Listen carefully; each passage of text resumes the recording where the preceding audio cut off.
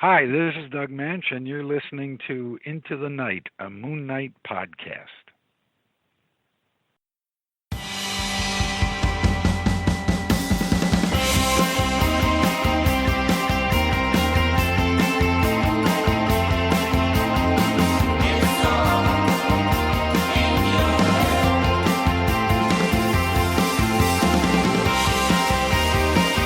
Yes, welcome back, Looney listeners. You are listening to Into the Night, the Moon Knight podcast. You are listening to episode 224, and you are with one of your high priests, KHONSHU, Ray. G'day, and joining me on this episode, I have a very valued Patroni and Looney and just all-round nice guy, Justin, the Owl. Osgood. Justin, welcome back. Thank you, Ray. Thank you very much. And thank you, as always, Loonies, for listening. Always good to have your dulcet tones, Justin, back. It has been commented on. You know, I think I'll let you know one of those comments. So people do enjoy listening to your.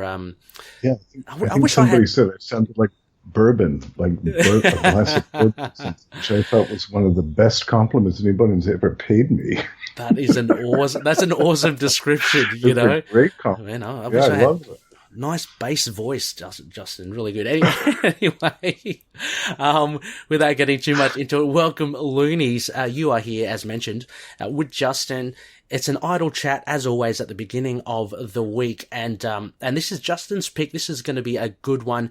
We're going to be discussing basically the portrayal of Frenchie during the Huston and Benson run, circa 2006-2007, and I guess his dynamics with Mark, and we know we're introduced to his partner, Rob. So, Justin, this should be a good one. Yeah, thank you, Ray. I was thinking about this for a while. I thought, in that run, we were kind of introduced to a new version of Frenchie that we hadn't seen before. And I thought it was great. I thought it was really one of the best portrayals of the character we've ever seen. Yeah. And his entire scene, which we'll talk about in issue number 3 with Mark in the restaurant, is still probably my favorite scene out of that entire series. I think it's wonderful. Oh, yeah. Yeah. So I kind of wanted to start a dialogue about that. Basically, I jumped at the opportunity. Yes. Sorry. So we'll get into that. Sorry, Justin, you're about to say something. Oh no, go. No, I was letting you go ahead, Ray. Oh no worries. Okay, well, I mean, we will get into that for sure, Looney listeners. But before that, of course, our big sponsors want a big shout out to all our gracious patroonies. Want to shout them out. Our co-producers, executive producers, much like yourself, Justin, of course, very much grateful for all your contributions and your chats, of course. But a big thank you to the likes of Daniel, Justin, Derek, Kyle, Wayne, Jordan, Josh, James, Russell, and Anthony. Thank you one and all for helping prop up the show. Also, as well, a big shout out to Daniel Doing's Fringe Knight and Indy original comic based on Erie, Pennsylvania's very own mysterious superhero, as well as Hello Headphones, empowering gamers to play at their best, and Dreamland Comics, the superhero superstore. Now, Justin, we've got plenty to cover, and of course, as you mentioned, this discussion about Frenchie and what Huston and Benson does is very interesting, but we do have just some white noise, some news first to bring us in. So I'd like to get your thoughts on some of this, Justin. This is some great white noise. Yeah. It's been, look, I think this is probably the precursor to what we're going to expect in perhaps the months to come. You reckon, Justin, because of this snowball that is the Moon Knight TV show and the comics, really good. First of all, I just want to say a big shout out, a big thanks. July just passed had been our highest ever kind of downloaded month since January early this year. So a big thank you to all the Loonies listening. Thank you so much. It really does. I check it from time to time. I mean, I know it's not really that important, but it's nice to check in every now and again. And we nearly actually clipped January last month with the amount of listens. So it's growing. I'm hoping we get more Loonies. I'm hoping more Moon Knight fans listen in. But yeah, this is great, Justin. I know that you're and a dedicated listener too. So, huge thanks to the likes of yourself and the others. Absolutely. I'm always hoping we can get some more loonies in, but I really do think that over the next few months, it's like you said, the snowball is going to turn into an avalanche. So I can really see those downloads tripling probably in the months to come. Hopefully. I hope so. Yeah, I'm very excited. I was chatting with the podcasters over at Adelaide Rising. They used to be an Inhumans podcast. Now they're more like a comic book podcast. And when I guess the advent of the Inhumans TV show, I mean, in the lead up to that, their like numbers and members and all that just skyrocketed. So, oh wow. Yeah, it'd be interesting to see if it happens to old Mooney. But, we've got a loyal fan base, Justin. I'm talking about Moon Knight fans in general. I think it's just fun to be part of this journey. Absolutely. Yeah, definitely. Yeah, also as well, just a little bit of a tidbit. I threw something out onto Twitter, calling Jed MacKay and the creators out on Moon Knight issue 1. And I just mentioned to Jed, just in case he hadn't listened to the episodes we recorded on Moon Knight 1, I said, I reckon it's arcade, but, don't, I know that you'd be laughing and chuckling probably at my theories, but, I wouldn't have it any other way. And Jed responded and he said, I will neither confirm nor deny this, that it's arcade, of course, other than to say that the mysterious figure is not a new character and is indeed someone who has existed in the Marvel Universe previous to the publication of this issue. So this is a little bit of a scoop, Justin, I guess. I love that. I love that he replied to you. That's fantastic. Yeah. I think you might be right with that arcade theory. I would love that. Yeah. What a great nemesis for Moon Knight. Arcade? Are you kidding me? That would be fantastic. I was thinking of the story ideas of that, of a Moon Knight trapped in Murder World, and it would be really amazing. It would be really cool. I mean, the one shortcoming for that little theory, and people have pointed it out, rightly so, is that that person on the other side of the street seems to have a grudge against Mark and about his sacred duty. So I'm not sure how that factors into arcade, but who knows? Again, I could be totally wrong. Probably am, but it'll be exciting to see who it is and when they are revealed. Also, as well, Justin, this breaking news. I've got a visual there on our prompt sheet. So the actor Gaspard Ulliel will reportedly appear as Anton Mogart, aka the Midnight Man, in the Moon Knight Disney Plus series. Now, Justin, any thoughts on this actor? Are you familiar with this gentleman? I'm not, actually. I didn't watch the show Hannibal Rising, so I'm not familiar with any of that. I missed that one. Yeah. But he definitely looks like a great Anton Mogart, just from the pictures that I've seen. And I'm just thrilled that they'll have the character in the show in the first season. I think that's great. Yeah, me too. I think, if you look at, for the loonies that do know about the arcs of Midnight Man, he does seem a little young, like considering that he has an older son in Jeffrey Wild, who we all know as Midnight. So again, they're already playing with the character. And for loonies that, I know that some commented saying, hang on, he's a French actor, isn't he playing Frenchie?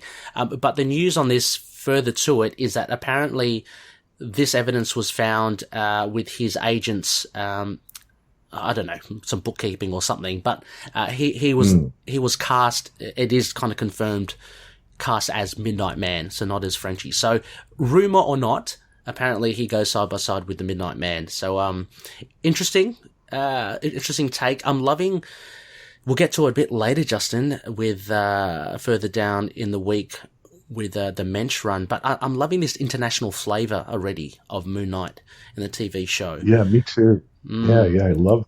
It's fantastic. Yeah, so as you said, Justin, he's a French actor. I did it on. I had a little research on Wiki. Best known for portraying serial killer Hannibal Lecter in Hannibal Rising. I think that's a movie, Justin. I'm not too sure. I think that. Is it a film? Yeah. Okay. Yeah, I think that was a film. And he's also portrayed a fashion mogul. God, is that Yves Saint Laurent in the biopic Saint Laurent? Yeah. And he's also the face of Chanel, men's fragrance, Bleu de Chanel. So. Very handsome. Good to have on the resume.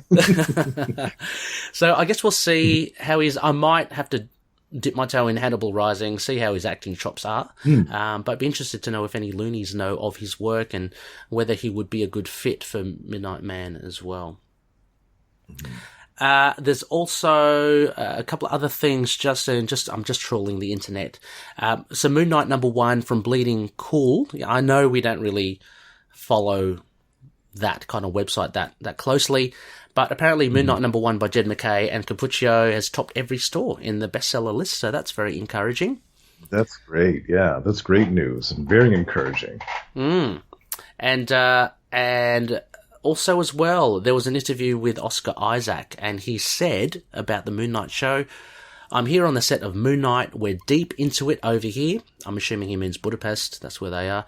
"It's been going great. It's going to be a wild, wild show. I'll be very excited to talk about it in the future." And that's very encouraging as well. Definitely. Yeah. So, I mean, again, contractual obligations. You can't give anything away. You can tell that he wants to say more. Which is good. That he would prefer to say more, but you can tell that he's he's kind of reminded of his contract. Yeah, he's got a couple of crescent darts against his throat. The Marvel lawyers just saying, come on. But from what he did give us, as you said, he seems, and this might be just your media training, but he does say he's quite excited to talk about it. I'm excited to hear about what he has to say. And yeah, I guess we'll just have to see. Again, we know that the international flavour, there was that British actor that was cast, who we don't know what role he'll have. Ethan Hawke, obviously, and Oscar Isaac, and Maya Kalamawi, who everyone still thinks is Marlene, but hasn't been confirmed. So we'll just have to wait and see. I'm wondering when that's going to be confirmed, that casting. That's so key. They're so dodgy with their casting announcements, Marvel. Nothing really comes out proper. I'm thinking even in Hawkeye, wasn't even Katie Stanfield or whatever? She wasn't really announced properly either, and that's coming in November this year. So right, yeah. It's I agree. It's really weird. It's all a bit smoke and mirrors. Yeah.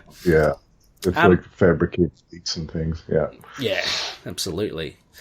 Pushing on, and sorry, Looney's just kind of going through this quickly because it's just, we've got some really juicy stuff to talk about, Frenchie. So another article as well, there was an article on Moon Knight just silenced fans who call him Marvel's Batman. That's a bit of an interesting read. That was posted up in our group by Looney Raymond, so thank you for that. Again, Justin, just differentiating between Moon Knight and the other guy. Always good to do that. Always good to remind people of the truth. Yeah. Well, yeah, the fundamental. I mean, and in a nutshell, that article says basically Moon Knight has no hesitation to kill, unlike the other guy, and he was resurrected by an Egyptian god. Very different.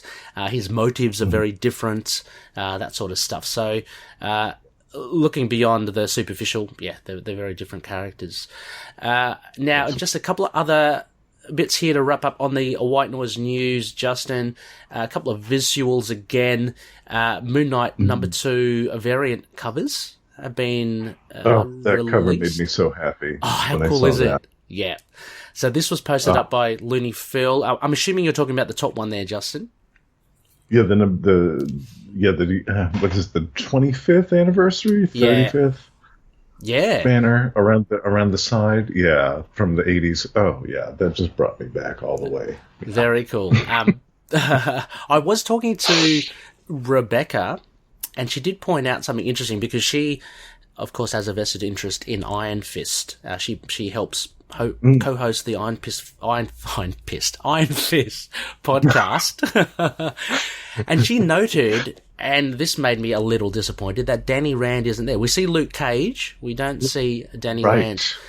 Rebecca confirmed that apparently this kind of format of the cover was around the same time as when Iron Fist died in the comics back in the 80s. That's correct. Yeah, he was gone for a long time, and I think it was a Namor plot line that brought him back in the 90s. The John Byrne Namor Submariner. Yeah. Yes, he came back. He had been missing for God, years and years, yeah. Oh, gosh. And if I'm to go on a bit of a tangent, this is what a lot of Iron Fist fans are concerned about. For anyone that has read Heart of the Dragon, the latest Iron Fist. Are you an Iron Fist fan, Justin? Or not really, but I've always liked the character, and I've always enjoyed anything I've read with him in it, but I haven't really followed his stuff. Okay. Yeah, because, I mean, I follow his stuff, here and obviously not as much as Moon Knight, but I do follow his adventures. And in the potential spoilers here, listeners, if you haven't read Heart of the Dragon, please turn away, fingers in the ears. But yeah, Danny gives up his powers of the fist, and he hasn't got it at the end of that series, and he's quite happy about it. So there's a little concern that he might just disappear, and this being due to the fact of the unpopular, maybe potential Netflix TV show, that sort of thing, which is very disappointing. I'm hoping we do see him. The success of the TV show shouldn't really have any bearing on the comic book, especially if it's unrelated material. But that's a different discussion. Yeah, true. So anyway, a fantastic cover there as well. Moon Knight front and center. I want to get this variant. Yeah. I think it might be on the. Too. It might be on the expensive side, though, Justin. It might be one of those, what do you call, ratio ones. You're probably right, actually. Yeah. So you might be forking out, I'm thinking maybe 10 or 11 or 12 US dollars. I could be wrong. It could be even more. I don't know, but I'm going to check it out, see if I can get one. And just another one, Looney John, he posted up, there's another variant there, just with Moon Knight's face. Kind of nice kind of style there. Who was the artist there? Tyler Kirkham. That's fantastic. Yeah, I love that one. I'd love to have a T-shirt of that. The T-shirt would be good, actually. Just there've been a lot of variations on, Moon Knight's face, whether you see the white mask, which you see in the other variant, or whether it's just totally black, or just two eyes. You don't see it. So I like the fact that you get different kind of looks for Moon Knight. Definitely, me too. Yeah, so that's the news, loonies. Plenty to chew on. Go check it out in our Facebook group. Hey there, everyone. I'd like to tell you about the YouTube channel I Am Your Target Demographic. If you're a fan of comics, we have plenty that you'll enjoy over there, including a series called Heroes Like Us that explores comic characters of all sorts of different identities. And we even have a series that defines words that are used in nerd culture that you may not know what they mean. So you can check us out by heading to YouTube and searching I Am Your Target Demographic, or look up IAYTD on any social media outlet.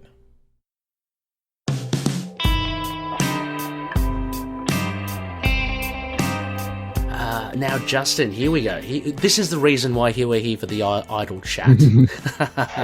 Yes. So I've got, you've proposed this theme, of course, and I've just got here titled Frenchie by Huston and Benson.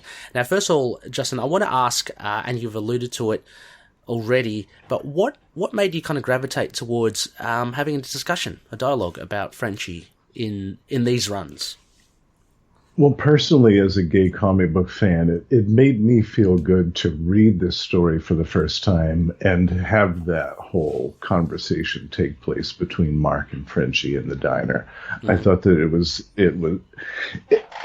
being a gay comic book fan, I've also had the very dubious honor of watching gay people be portrayed very poorly in comic books over the years. Mm-hmm. And so it was nice to see a very honest, human, and humane portrayal of a gay character. in a comic book. And I was doubly tickled that it was, someone who had such close ties to my favorite character, Moon Knight, somebody who was in the family of my favorite character. It made me feel very happy. Yeah. And I thought Frenchie was a great choice to explore this side of their personality, because they could have the writers could have picked some other character to come out as gay, but having it be Frenchie, I thought was great. And it did surprise me a little bit at first, because like Mark said in the diner, there was all the women. There was the women that we saw in the first, I think there was the woman in the first run. I can't remember what she was. She was the housekeeper before. Was it like she was like a maid? I think. Well, there was Chloe. Oh, Chloe. And Chloe was. I think Chloe was the maid. I think. Oh, okay. I think she was in Mark Spector. Yeah. Sorry. Yeah. And there was an older flame too that I think went back even a longer way. So I was a little surprised at first too when I read that, because I remembered the other women, but. At the same time, I shouldn't be surprised, because in my experience, I've met a lot of gay men who have had long relationships with women, even been in marriages with women for many years, decades, and even come out of the closet years later and start their lives over anew. So it really shouldn't have surprised me, but it kind of did a little bit. Okay. And that is addressed, I think, in this conversation that Frenchie has with Mark at the restaurant. Just talking about beards, right? Because Mark asks a question as well. Like he's kind of the avatar for you, so to speak, Justin. If you were surprised, because he was surprised as well, Mark, and saying, but all the women, Frenchie, what about them? And he's going, well, basically roundabout, he says the same thing as you. They were around, but he I don't know whether, I'm just trying to look at the whether he discovered later on that he was, or he just actively had them act as as beards, just to cover for cover for some reason. But did you so you mentioned that it was really good to see on the representation on behalf of Frenchie, but what did you make of like Mark's reaction as well? Is that something that dare I say, that you may have faced similar reactions to from people that you know and love, and like, were you able to relate to that, or was that a bit really extreme on Mark's? No, I didn't think it was extreme at all. In fact, I could completely relate to Mark's reaction. I haven't been in that situation because I came out of the closet fairly early, and people, thankfully, were mostly very supportive, and I'll still always be grateful for that. But I could understand Mark's viewpoint from the perspective of this was someone that you trusted with your life, someone that you worked with in the mercenary days, doing all kinds of horrible things, that, was in the background while you took on this new identity and started your crusade as Moon Knight, that really saw you through thick and thin, and yet they wouldn't entrust you with this secret. And I could see how he would feel lied to a certain degree. Yeah. But at the same time, I'm glad that they kind of got over that. Yeah. I mean, so in like summary for those that maybe want a bit of a refresher course, so this is during the time of the bottom, the Huston run. We're into issue 3, about the middle of the arc. Mark's obviously, he's at an all-time low. He's alienated himself from all his friends, his family, that sort of thing. But he arrives and he meets up with Frenchie, who he thinks Frenchie has asked to see him at the restaurant that Frenchie and his partner Rob are running. And this is where Frenchie kind of reveals to Mark in that, that panel, memorable panel, Mark, he's not my partner, he's my partner. And it kind of then clicks to Mark. What I found interesting though, Justin, was Frenchie follows that up straight away with a question like, you didn't know? Like, so he seemed a little surprised that Mark didn't pick up on it earlier. I don't know. I found that a bit interesting, to offset Mark's, I guess, feeling of being betrayed, that he was lied to. Frenchie almost maybe half believed that Mark would have picked it up. And that's a valid point, too. I mean, here you have someone who's obviously extremely intelligent, extremely intuitive, has a lot of training in the CIA, Marines, whatever. And he couldn't read, he couldn't pick up on subtle hints from his own best friend. Yeah, it goes to show you that sometimes you can see the forest but not the trees, or the ocean but not the waves, I guess. Yeah. Yeah, I was thinking... Sorry, Justin? Oh, go ahead. Okay. Look, I was just thinking as well, I mean, and I'd really like to gather your thoughts. I mean, kind of as I was maybe alluding to Mark's extreme reaction, as you say, like, so they've gone through thick and thin as mercenaries, life and death situations. They've seen a lot, they've done a lot. For Frenchie to reveal his homosexuality, would that really change things? I'm saying this from a very ignorant point of view from Mark, I mean, you've faced death in the face, and then if someone says, oh, by the way, look, I am gay, that wouldn't, for me, and I'm thinking very practical, for me, if I had like a brother in arms and thick or thin and all that, and then if he came up to me later and said, oh, by the way, I don't know, I've got a microchip in my head that converts me to do evil things, then of course you'd feel a bit betrayed, because you'd be at risk. Sure, yeah. You'd be at, it's like, your life would be in danger. Exactly. Yeah. But Mark's life isn't really in danger. It's not in danger regardless of Frenchie's proclivity. So I don't know. But you found... It really doesn't change anything between their dynamic of their relationship, really. It's just, I think what it was more is how that low point that Mark was at. And I think this was another thing that kind of, stuck him in the ribs, or kicked him in the ribs while he was down. His best friend kind of revealing this thing to him that he had kept from him all this time. I think that had a lot to do with the nature of his reaction, to be honest with you. The state. He was even clutching the bottle of pills under the table. That's true.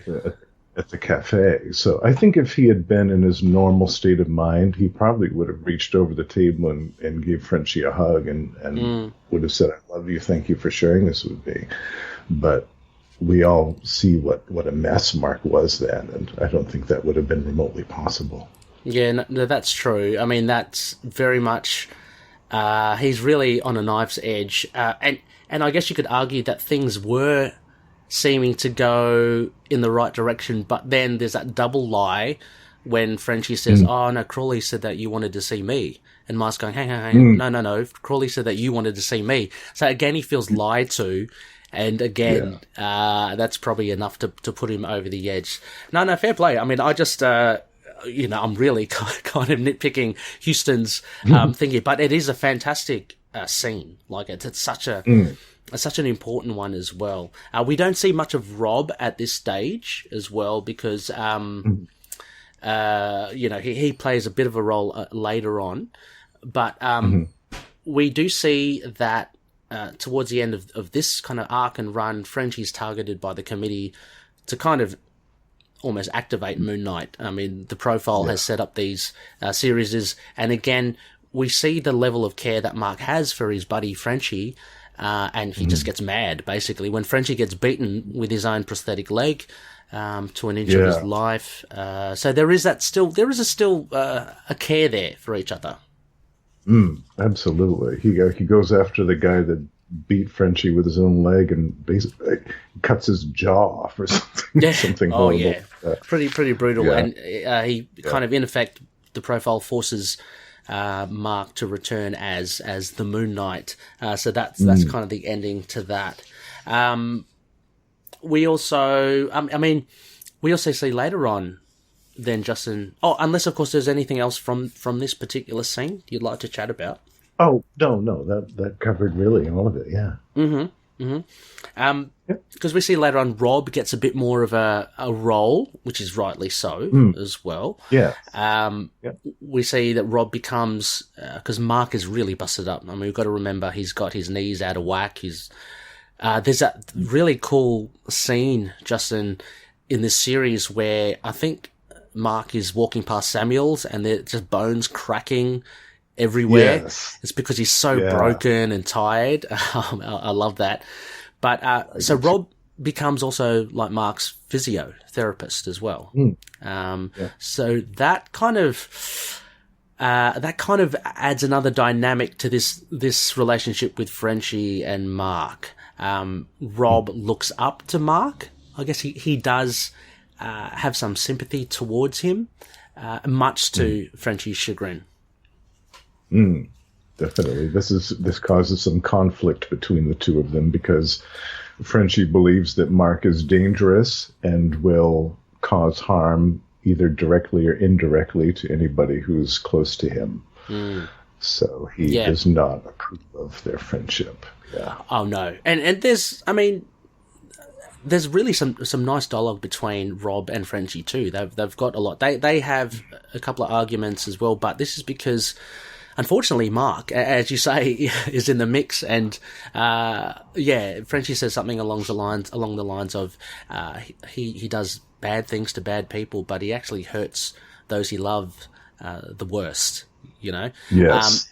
So Frenchie knows Mark a lot more. Rob has got that sympathy, I guess, because he's been helping Mark recover. And so he kind of looks up to him as a hero. He even mentions as well, he's even getting bad press from the media, so someone's got to stick up for him. But Frenchie's always kind of going, no, he's a terrible person. I find it really complex in the fact, because Frenchie does care for Mark as well. He does, and you can tell that he still does, and it hurts him to push him away. But at the same time, he feels it's a matter of self-preservation and survival. Yes. You know, he's got this new life with Rob. He doesn't want to mess it up. He doesn't want to get dragged back into his old life. He's looking to start things over.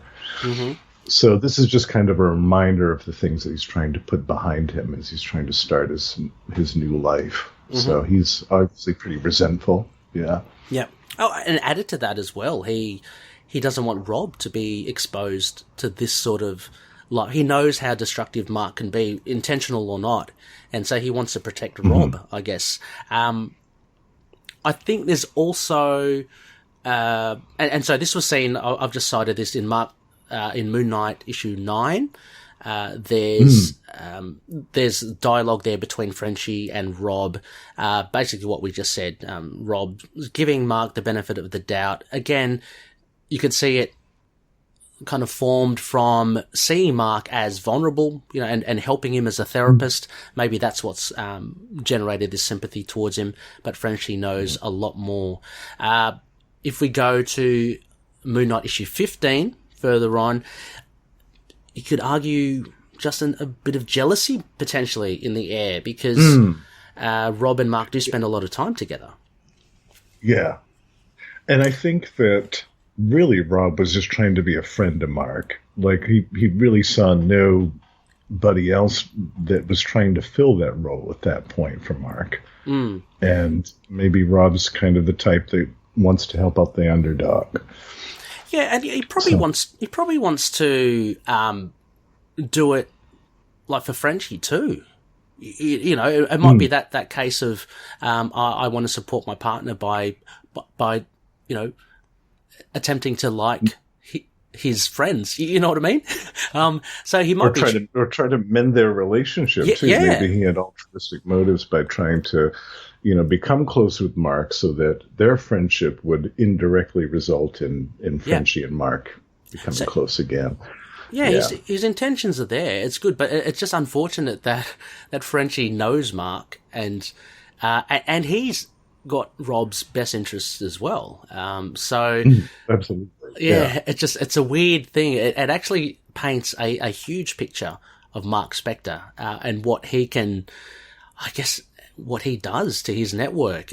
He seems very destructive, and in this arc, well, in the first arc, and the subsequent Huston Benson run, he's self-destructive already. So he's really a broken figure. I don't think I've seen a comic book character so I don't know, so low. I mean, it's just really well done by Huston. And it's not only affects him, but it affects everyone around him. I mean, it's another discussion for another day about what his relationship with Marlene at this stage. It's really... it's very poor. It's a very bad relationship. Yeah. And then he even hollers at Samuels and Ned and kicks them out of the mansion. He does. Smashes the television in front of them. Yeah, so... He burns really all of his bridges in this series. All of them go up in smoke before it's even halfway over. And before it's even begun. Oh, absolutely. And I was about to say, Justin, as well, there's even that you participated in that audio reproduction of that Benson run where Crawley and Mark face to face. Yes. And Mark was just, fantastic scene. Yeah. So Mark is not the best person to be around, although he may, obviously he doesn't want to be terrible to people, but trouble finds him. I guess that's the cause. So issue 15 of the Moon Knight run. So Mark and Rob are sparring. Again, I guess it's all to do with the recovery of Mark and keep him physical in shape. Training. Yeah. And this is a reminder as well. Like Rob is potentially in a little deep, and that kind of confirms Frenchie's concerns when Mark punches the bag too hard and almost breaks Rob's nose. You know, so Oops. Sorry. A pretty big oops there. That was but again, like Frenchie comes to protect Rob, and he's, I guess, suspicious of Mark, or just, I don't know what the word is. He automatically assumes the worst. Yeah, he automatically thinks, that Mark is losing control. Yeah. Well, I mean, that scene really plays out as a representative of Frenchie's fears about Mark. Like, intentional or not, he will hurt Rob, and he does physically in that sense. So that was a nice exchange. Again, Frenchie's very cold. I mean, I want to also bring it back to the first arc, bouncing back, Justin, because we do see. Oh, sorry, it's around Moon Knight 6 or 7. It's Frenchie does. So we see a level of care Frenchie having for Mark in that they had that exchange at the restaurant. The next time we see him, Mark comes back to Frenchie and Rob, all clean cut and stuff. And then he asks... then he asks Frenchie for some help because he's tracking down Midnight, Jeff Wilde. Frenchie doesn't say no. He actually, begrudgingly or not, decides to help Mark. But we do see a little bit here, a little exchange. Mark calls Frenchie, and Mark says, don't call me Frenchie. And Mark says, but Jenna said, and Frenchie goes, no, well, she can say that, not you. So he's still keeping his distance with Mark, but at the same time, he wants to help him. Yeah. Yeah, you can see that there's some resentment there. There's some definite resentment that's even in these great illustrations too. You can see it even in his eyes, the way that he looks at Mark.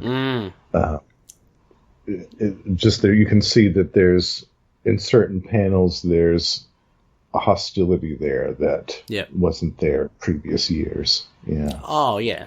I mean, again, if you have to just look at the history as well, apart from their mercenary days, ever since Mark Spector became Moon Knight, Frenchie's, crashed the moon jet twice, I think. He's lost a leg.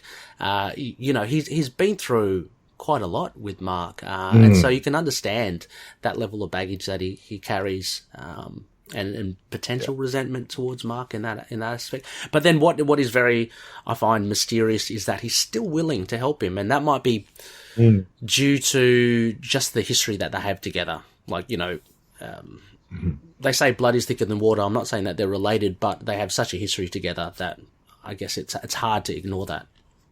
And I think Frenchie too has a deep-seated sense of honor that would not allow him to let his best friend flounder like that. Yeah. True. Even though he hurt Rob by accident, I think there's still he still would have found a way to get over that eventually. Yeah. Given some time. Yeah. Yeah, I mean, he going all the way back to issue 3, he does proclaim a love for Mark, and that's not necessarily you know the same love he has for Rob, but he deeply cares for Mark.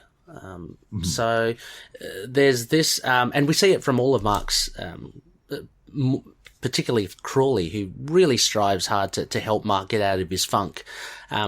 Frenchie, I guess, is in that same way of thinking as Crawley, but he carries a lot more, I guess, hate. Well, not hate. A lot more disappointment and resentment to Mark in that aspect. We also then moving, another highlight I have here is Moon Knight 23. So I'm just going to pull up that now, and this is around, I guess, the Dark Avengers and all that. Dark Avengers. I'm sorry, I'm just flicking through here. Justin, I think it's the Thunderbolts, isn't it? The Thunderbolts. Sorry, yes. So what happened, and this is a big moment as well, and this kind of confirms all of Frenchie's suspicions of what Mark will do. Poor Rob and Frenchie get accosted in their restaurant by the YOs, a very Clockwork Orange-like group. And they beat both. Frenchie obviously can take care of himself to an extent, even to the point where I'm looking at right now, he's biting one of the YOs' cheeks, like anything to actually to beat them. He stabs one of them. Poor Rob, though, he gets a brunt of it early on. He gets kicked He gets and bashed, kicked, it's stomped on. Yeah, it's really vicious. Yeah, that was hard to watch. Yeah, so thankfully the police calm, and that kind of scares the YOs away. But they've done their job. They've terrorized Rob and poor terrorized Frenchie again. Terrorized Frenchie and Rob. And unfortunately, Rob is hospitalized because it's a great echoing a bit of Frenchie's. He was beaten up not that long ago as well. At the end of the bottom, but now we see Rob. Yeah, so there's a little bit of a parallel there, and it's a bit. It'd be hard for Frenchie to obviously take it. Yeah, and the beating that Rob got was much worse than the one that Frenchie got from that one guy. There were 4 or 5 or 6 of those YOs in that restaurant, so they were all kicking and stomping him. And I can't remember what the issue said, but he had broken ribs and concussion and all. So he's off. And I mean, then it takes a turn for Frenchie. I mean, he gets really dark as well. So I'm looking at issue. Hang on, let me see. I'm looking at issue. Bear with me. Issue 23. Sorry, still 23. So Frenchie goes on his own. He asks Crawley for help because he's reached the bottom as well. He's this is his lowest point. Yeah. He contemplates really a heavy page here. No words, just sound effects. He contemplates suicide. He puts a gun to his head. He's crying. Oh my god! It's actually like Russian roulette. He was doing Russian roulette with that pistol. Yeah. Holy hell! Because he does pull the trigger and it just clicks. It's really dark stuff. Really dark stuff. And I guess that probably gives him the push to say, okay, I'm not meant to die. He hits up Crawley and he tries to find where the YOs are. And then Frenchie basically goes with a baseball bat and starts pounding on them.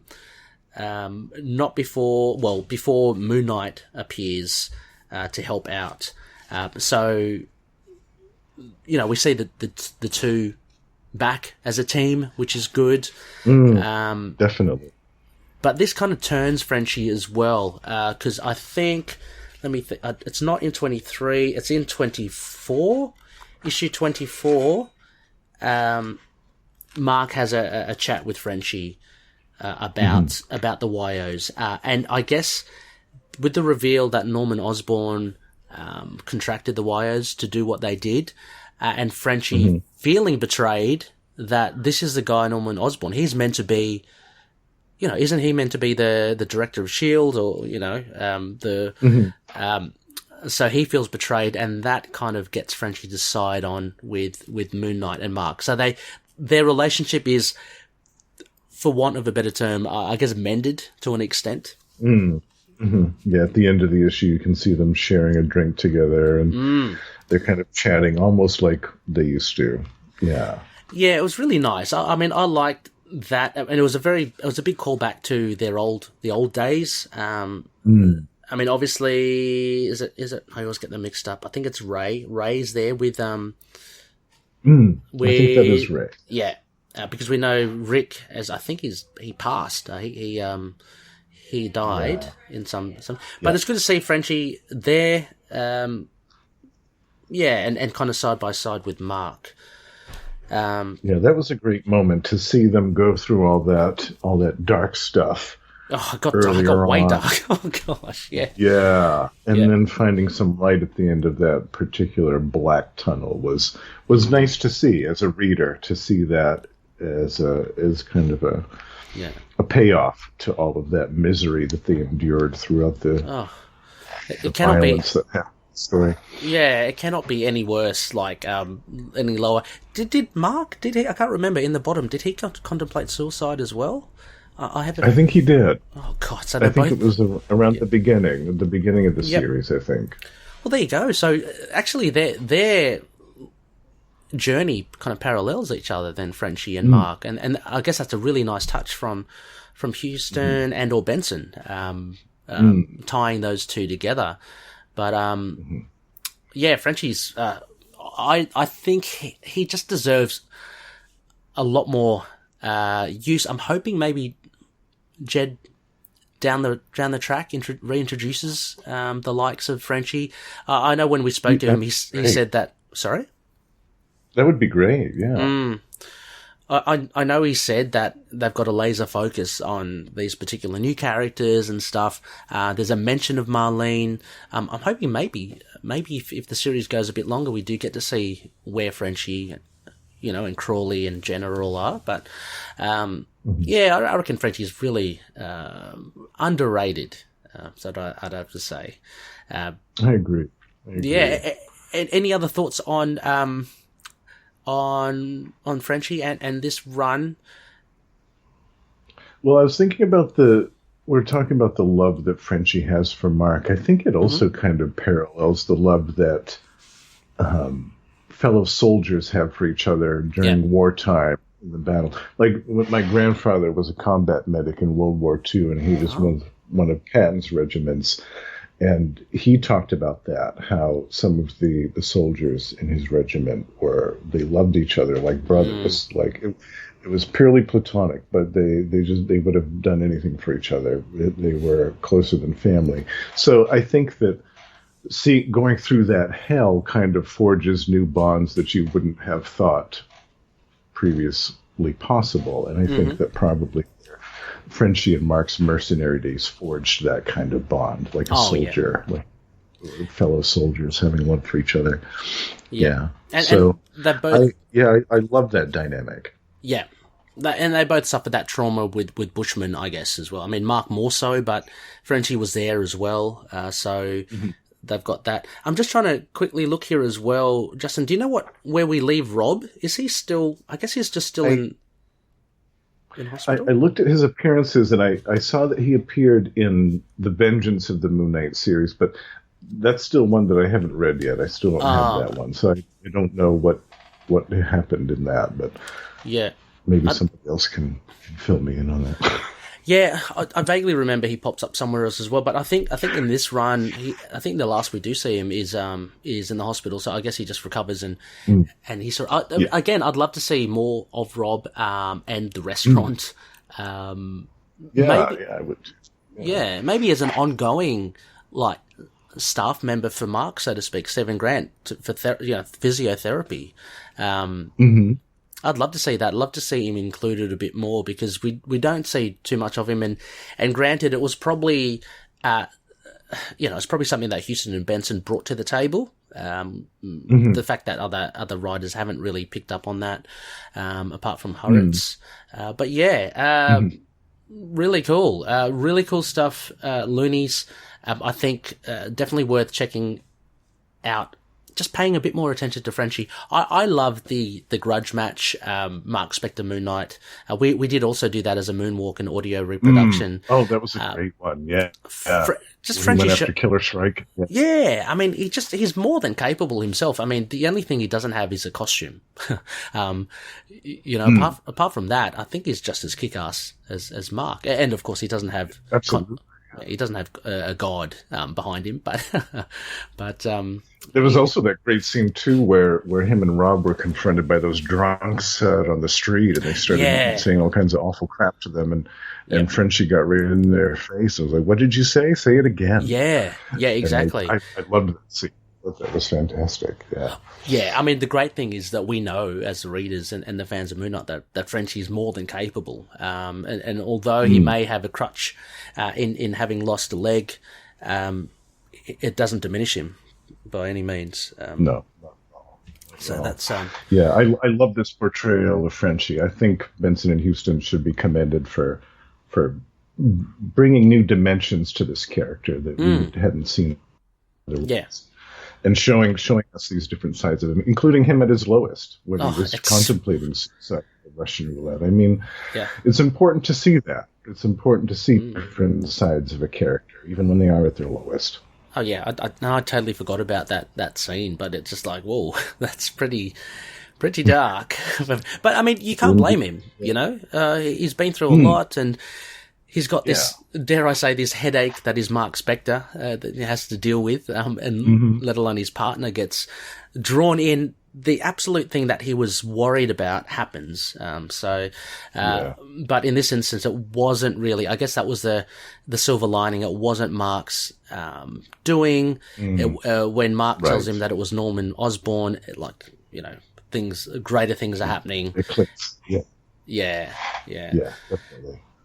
But there you go, Loonies. That is, unless Justin, any other final thoughts, or was that the? Oh no, that was it. That was it. Yeah, that was cool. I mean, it's very thorough. As mentioned, these are just the highlights, because they do pop up, but these are the main ones from the Huston and Benson run. So issue 3, issue 9, 15, and 23. They're the ones where you get the real big, conversations, and that's what I love. I think I was telling you, Justin, before we started recording, what I love about the Huston run, not only the action-packed scenes and all that, and the gross and gore graphicness, but just these moments where they're sitting and they're talking, they're talking it out, and it really does enrich the characters. So you can't do any better than that.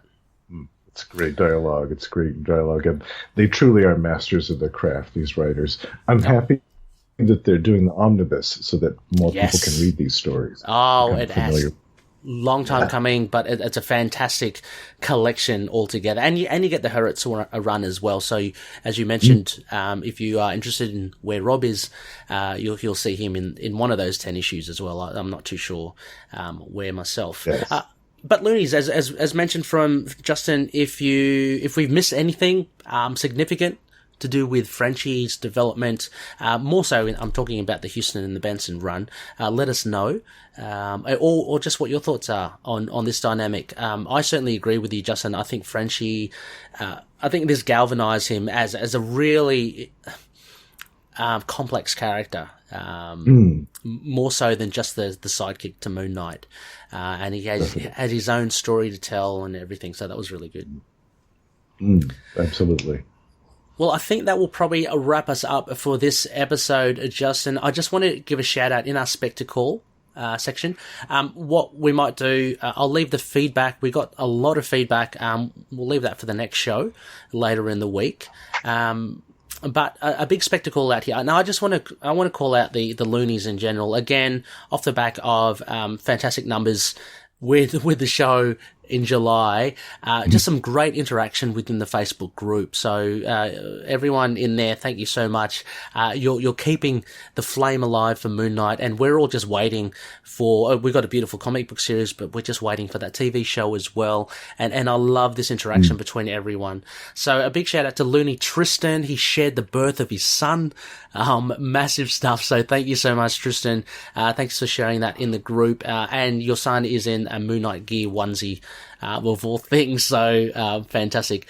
I think, one of the other loonies even said that their son was born not that long ago as well. He was named Mark. So this is, fantastic. Oh, nice. Mark with a C. Yeah, with a C. Fantastic stuff. A big shout out also to loonies, Lena and Doug. They're part of a system, have DID, and they're sharing awareness of DID. So we're actually going to have an episode coming up that is based on Lena's article on DID, and just want to kind of share that. And, for anyone that is a Moon Knight fan, you might want to branch out. And like for me, I know personally, I found the Egyptology very interesting, and I find this DID stuff very intriguing as well. So hopefully we can shed some more light on there. A big thank you to Looney again. Someone. A Looney Cal / Jaybird, they have DID as well. Great to have loonies coming out and like sharing what they have, because from what I understand, people with DID, it's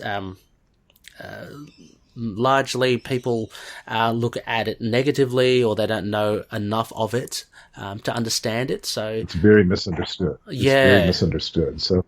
Yeah. I loved reading those letters, and I hope to see more of a dialogue, more of a discussion about DID happen in the months to come. I love that. Yeah. Oh, well, maybe we can do one as well, Justin, if you're up for it.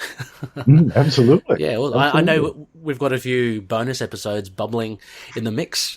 We've just got to schedule it in because but I'd love to have you on a chat about DID. Sure. A little, I don't know what, hat in hands. Head down for Looney Joel. Sorry to hear Looney Joel's comic book collection was stolen, which is terrible. You bastards. Awful. Yeah. Whoever did that, you idiots. Bring it back, or but that's terrible. He did say one thing though: his Moon Knight collection was safe, because I think he had that in the house. I think his garage or something was raided. So sorry to hear, Joel. Storage units, storage units, yeah. Storage unit. But at least there's one silver lining. He's got admit, yeah, I know, but that's a gut punch, I got to say. It is. Oh, I'd be heartbroken. I would be. I always think about that, like a flood or a fire or something. What would happen? Like it's all gone up, or stolen as well. Terrible. Yeah. Terrible.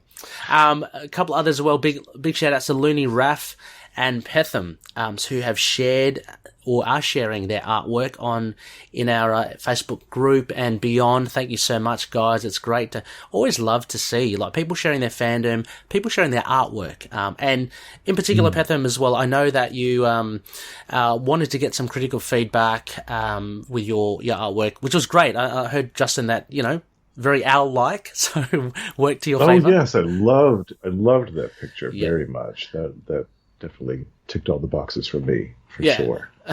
But don't be dissuaded, Petham. People they'll give in their honest opinions, and I think your artwork's great as well. Keep at it. Looks really good. Yeah. And finally, Looney Gabrielle, showcasing his socks in the community. I know that sounds weird, but he did pick up some Moon Knight socks from superhero stuff, I'm assuming. So thank you so much, Gabrielle, for sharing it. We take all sorts of fandom. Socks, undies. I was thinking about that in the months to come with the show coming out. We are going to see an avalanche of all kinds of merchandise for Moon Knight, the likes of which we've never seen in our lives before. It's going to be incredible. You got to save your pennies, Justin. Got to save your pennies. Well, I want my Moon Knight underwear. I want one as well. Give me boxer shorts. Give me underwear. I don't care. I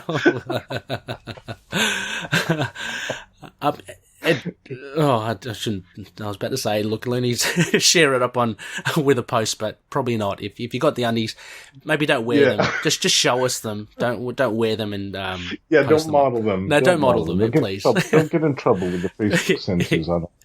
Exactly. So, Justin, a huge thank you. I want to thank you for coming on the show again. Well, thank you for having me. It was a great pleasure as always. Always awesome. And would you be keen to jump on later in the week to review a comic? Absolutely. We have a great one to talk about. We most certainly do, Loonies. And towards the end of the week, our next phase, it's going to be a waning crescent, so our segment will be a Lunatic Classic Run review. Just a reminder, Classic Run being anything pre-2000. That's the benchmark that I've set. And so, Justin, you and I guess we'll be looking at Moon Knight Volume 1, Issue 19, Assault on Island Strange. This should be a cracker. Yeah, it's a good one, yeah. It'll be great. Anyway, Justin, I'll catch you then towards the end of the week. And Loonies, thank you so much for listening. We'll catch you soon. We'll see you then.